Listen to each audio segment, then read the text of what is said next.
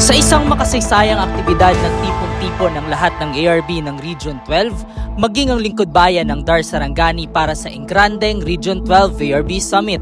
Ngunit ano nga ba ang kahalaga nito para sa ating mga magsasakang Pilipino? Tara, pag-usapan natin yan.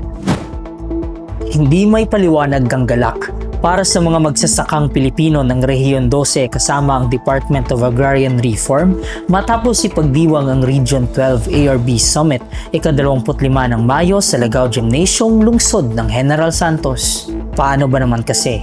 Hindi mapigilang maging emosyonal ng mga ARB matapos matanggap ang kanilang mga e-title at Certificate of Condonation with release of mortgage o COCROM na naglalayong mabayaran ng mga utang ng mga magsasaka sa kanilang lupang sakahan. Marami sa inyo ang mahabang panahon na naghihintay ng titulo. Noong kauupo lang po ng ating mahal na Pangulo, ang sabi po niya, Secretary Conrad, bilisan mo ang pamimigay ng titulo. Paspasan mo at damihan mo ang titulo. Kaya wala nang maghihintay sa inyo ng matagal. Ngayon ho, makukuha na ninyo ang titulo ninyo sa lupa ninyo. Nagbigay naman ng masidhing pasasalamat si VARBC San Jose General Santos Chairman Alejandro Gansayan bilang isang ARB mula sa mga inisyatiba ng DAR para mapagaan ang buhay ng mga magsasaka. Salamat po sa DAR, kaya kung wala ang DAR o wala po si Presidente Marcos, wala na mo makamit ang among titulo.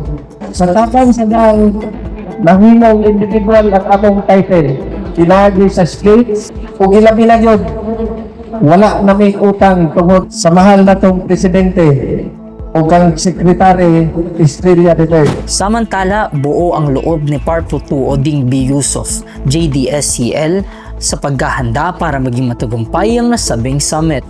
We have to draw our strength from our very own regional director, si Ma'am Mareni Laoban Bonto, who is from time to time supervising us. And of course, with the active cooperation and participation of other three other posts in Region 12. We should not discount the role of General Santos City, who provided us the venue, including technical support and security and other emergency response team to Honorable Mayor Lorely Pacquiao. Maraming salamat po ma'am sa buong suporta po sa activity na ito. We rely to our very committed and reliable workforce in Sarangani.